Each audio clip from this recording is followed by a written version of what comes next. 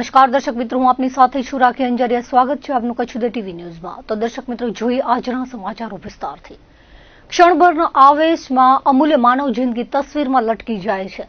આવો જ એક કરુણ બનાવ મુન્દ્રા તાલુકાના ઝરપરા વાડી વિસ્તારમાં સામે આવ્યો છે, જેમાં આવેશમાં આવીને પતિએ પત્નીની હત્યા કરી અને બાદમાં પોતે આપઘાત કરી લીધો હતો. આ બાબતે ઘટના સ્થળે અને મુન્દ્રા પોલીસ સ્ટેશનેથી પ્રાપ્ત વિગતો મુજબ ઝરપરા ગામના લાયરા વાડી વિસ્તારમાં આ બનાવ બન્યો હતો. ગઈકાલે રાત્રે 70 વર્ષીય પતિ સવરાજ જખાભાઈ સેડાનો તેમના પત્ની 65 વર્ષીય હીરબાઈ સાથે ઝઘડો થયો હતો અને આવેશમાં આવીને સવરાજભાઈ પત્નીને પેટના ભાગે છરીના ઉપરા ઉપરી ઘા ઝીકી દેતા સારવાર મળે તે પહેલા જ મોત થયું હતું. બનાવની જાણ થતાં મુન્દ્રા પોલીસ સ્થળ પર પહોંચીને તપાસ શરૂ કરી હતી. બનાવને અંજામ આપી સવરાજ સેડા વાડીએથી નાસી ગયા હતા, જેથી શોધખોળ કરવામાં આવી રહી હતી. દરમિયાન ઘરથી થોડે દૂર નદી પટના વિસ્તારમાં ફાંસો ખાધેલી હાલતમાં દેહ મળી આવ્યો હતો. હાલ તબક્કે એવું માનવામાં આવે છે કે ક્ષણિક આવેશમાં પત્નીની હત્યા કરી પસ્તાવો થતા પગલું ભર્યું હોઈ શકે. સંબંધીઓએ જણાવ્યું હતું કે સવરાજ સેડા માનસિક અસ્થિર હતા. વાડી વિસ્તારમાં બનેલી આ પ્રકારની ઘટનાને પગલે ચકચાર મચી ગઈ હતી. મુન્દ્રાની હોસ્પિટલમાં પીએમ કરાવવામાં આવ્યો હતો. બનાવને પગલે સંબંધીઓ હોસ્પિટલમાં દોડી આવ્યા હતા. આ બનાવ અંગે મુન્દ્રાના પીઆઈ આરજે ઠુમરનો સંપર્ક કરતા તેઓએ જણાવ્યું હતું કે પ્રાથમિક તપાસમાં ઘર કંકાસની બાબતમાં પતિએ પત્નીની હત્યા કરી હોવાનું સામે આવ્યું છે. પતિનો ફાંસો ખાધેલી હાલતમાં દેહ મળી આવ્યો છે. હાલ વધુ તપાસ ચાલુમાં હોવાનું ઉમેર્યું હતું. ભુજ તાલુકાના ભુજોડી ખાતે રહેતા આધેડે આપઘાત કર્યો હતો. આ બાબતે માધાવર પોલીસ સ્ટેશનેથી મળતી વિગતો મુજબ 55 વર્ષીય મોતીલાલ સીજુએ કોઈ અગમ્ય કારણોસર પોતાના ઘરે ફાંસો ખાઈ લીધેલી હાલતમાં મળી આવ્યા હતા. બનાવને પગલે અરેરાટી ફેલાઈ ગઈ હતી. માધાવર પોલીસે અકસ્માત મોતનો ગુનો દાખલ કરી તપાસ હાથ ધરી છે. જ્યારે ગાંધીધામ તાલુકાના પડાણામાં આવેલ Nilkanth pole manufacturing private limited company ખાતે રહેતા 25 વર્ષીય ઉમેશ દેવકી રવિદાસ નામના યુવાને કોઈ અગમ્ય કારણોસર ફાંસો ખાઈ મોતને વહાલું કરી લીધું હતું. બનાવ અંગે બી ડિવિઝન પોલીસે અકસ્માત મોતનો ગુનો દાખલ કરી તપાસ હાથ ધરી છે. ભચાઉ તાલુકાના સામખિયાળી પાસે અકસ્માતમાં યુવાનનું મોત થયું હતું. રાધનપુરથી સામખિયાળી આવતા માર્ગે બનાવ બન્યો હતો. ફરિયાદી આધોઈમાં રહેતા ભાણાભાઈ ઉર્ફે ભાણજી કોલીના જણાવ્યા પ્રમાણે કોઈ અજાણ્યા વાહનના ચાલકે પૂરઝડપે ગાડી ચલાવી ફરિયાદીના દીકરાની બાઇક સાથે ભટકાવી હતી, જેમાં દીકરા રાજુને ગંભીર ઇજાઓ થવાથી મોત થયું હતું. બનાવ અંગે સામખિયાળી પોલીસે અજાણ્યા વાહન ચાલક વિરુદ્ધ ગુનો દાખલ કરી તપાસ હાથ ધરી છે. છેલ્લા 2-3 દિવસ પૂર્વે ગુમ થયેલા સાયરા યક્ષના આધેડ વેલજીભાઈ મમોભાઈનો નદીમાંથી ગુરુવારે મૃતદેહ મળી આવ્યો હતો. મોટા યક્ષ મંદિર પાછળ સાયરા યક્ષ ગામ રોડ પાસે આવેલ નદીમાં વ્યક્તિ ડૂબી ગયો હોવાનું ફાયર વિભાગને કોલ આવ્યો હતો, જે અંગે ઈ સ્ટેશન ફાયર ઓફિસરની સૂચનાથી ભુજ ફાયર વિભાગની રેસ્ક્યુ ટીમ રેસ્ક્યુ વ્હીકલ સાથે ઘટના સ્થળે પહોંચી હતી અને રેસ્ક્યુના સાધનો દ્વારા ડૂબી ગયેલ અજાણ્યા વ્યક્તિની શોધખોળ હાથ ધરી હતી. દરમિયાન ગુરુવારે બપોરે વ્યક્તિને બહાર કાઢવામાં આવ્યો હતો. કામગીરી દરમિયાન નદીમાં ઘણા બધા મગર પણ હતા. તે દરમિયાન જીવના જોખમે કામગીરી કરી હતી. કામગીરીમાં વિવિધ વોટર રેસ્ક્યુના સાધનોની મદદ લેવાઈ હતી. તલાટી રઘુવીરસિંહ ઝાલાએ માહિતી આપતા જણાવ્યું હતું કે ગુમ થયેલ શખ્સનો મૃતદેહ મળ્યો છે અને પંચનામા સહિતની પ્રક્રિયા હાથ ધરવામાં આવી છે. મામલતદાર, પીઆઈ અને ટીડીઓ ઉપરાંત મૃતકના સગા સંબંધીઓ ઘટના સ્થળે પહોંચી આવ્યા હતા. નવાનગર ગામમાં 3.5 વર્ષ અગાઉ તીર્થકુમાર શંકરદયા ગઢવીની હાઈ પ્રોફાઇલ હત્યાનો બનાવ બન્યો હતો, જે કેસમાં ભુજની 7મી અધિક સેશન્સ કોર્ટે ચુકાદો આપ્યો છે, જેમાં આરોપી ગુમાદાન ઉર્ફે ગુમો ઉર્ફે ભવ્ય સરદારદાન ગઢવીને આજીવન કેદ અને ₹5,000ના દંડની સજા ફટકારી છે. દંડ ન ભરે તો વધુ 3 મહિનાની સાદી કેદનો હુકમ પણ આપવામાં આવ્યો છે. આરોપી ગુમાદાને નવાનગરમાં ક્રિકેટ મેદાન પાસે ગેરકાયદેસર ભેંસોનો વાડો ઉભો કર્યો હતો. આ કબજાને દૂર કરવા નવાનગર સમસ્ત બ્રાહ્મણ સમાજે મામલતદારને લેખિત અરજી કરી હતી. આ રજૂઆતની આગેવાની તીર્થકુમારના મોટા બાપુ જવાહર રૂપરામ દયારામે કરી હતી.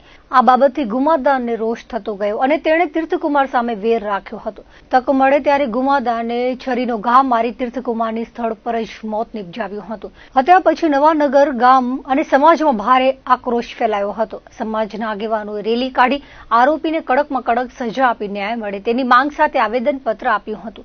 સરકાર તરફથી ખાસ નિયુક્ત સરકારી વકીલ યોગેશ ભંડારકરે સાક્ષીઓના નિવેદનો, ઘટના સ્થળના પુરાવા અને મેડિકલ રિપોર્ટના આધારે આરોપીને તકસીરવાન ઠેરવ્યો હતો અને તમામ દલીલો સાંભળી જજ એનપી રાડીઓ ગુમાદાનને આજીવન કેદની સજાનો હુકમ કર્યો હતો. નખત્રાણા તાલુકાના જડોદર વિસ્તારમાં એલસીબીની ટીમ પેટ્રોલિંગમાં હતી ત્યારે સાલેપીરની દરગાહ પાસે આવેલ કબજાના વાડામાં તપાસ કરાઈ હતી, જેમાં ગેરકાયદે રીતે આધાર પુરાવા વિના રાખેલી સિમેન્ટની થેલીઓ મળી આવી હતી।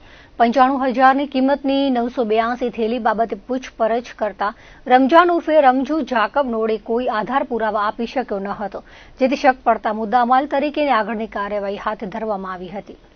કચ્છ જિલ્લામાં ગેરકાયદેસર ખનીજ પ્રવૃત્તિને અટકાવવા જિલ્લા કલેક્ટરના માર્ગદર્શન હેઠળ રચાયેલ ટાસ્ક ફોર્સે ખનીજ ચોરો પર વધુ એક સપાટો બોલાવ્યો છે, જેમાં ભુજ તાલુકાના મોટી રેલડી નજીક ખનીજ ચોરી ઝડપી પાડવામાં આવી હતી।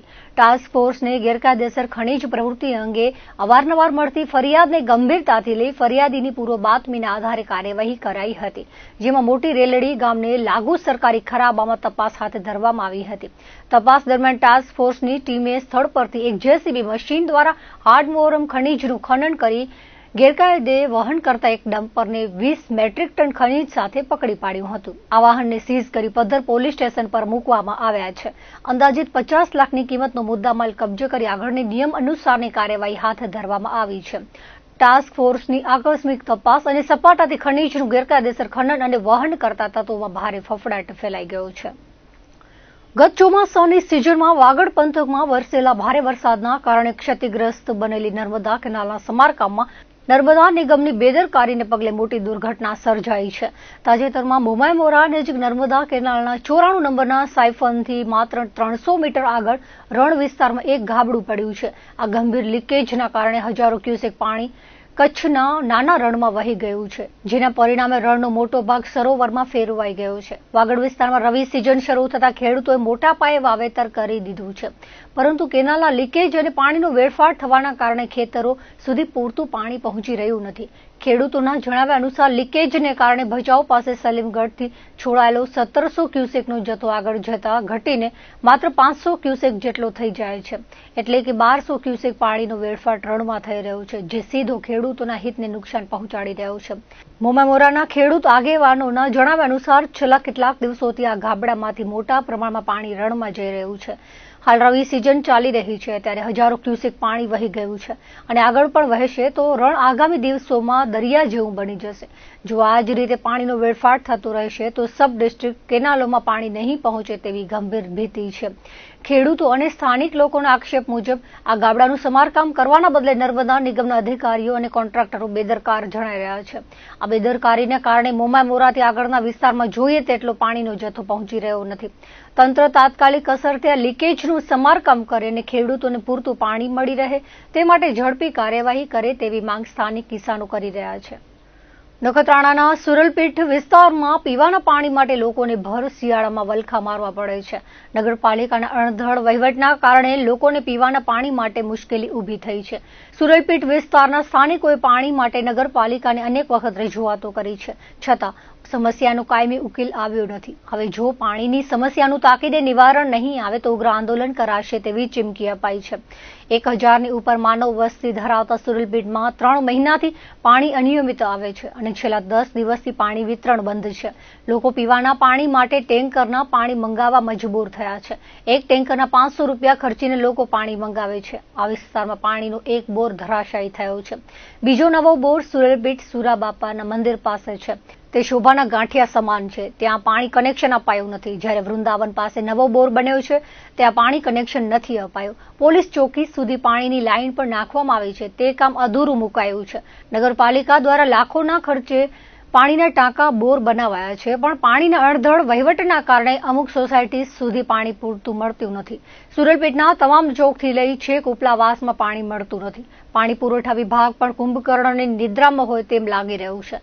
આ બાબતે પ્રાંત દ્વારા તાકીદે સમસ્યાનું નિવારણ આવે તેવી માંગ ઉઠી છે।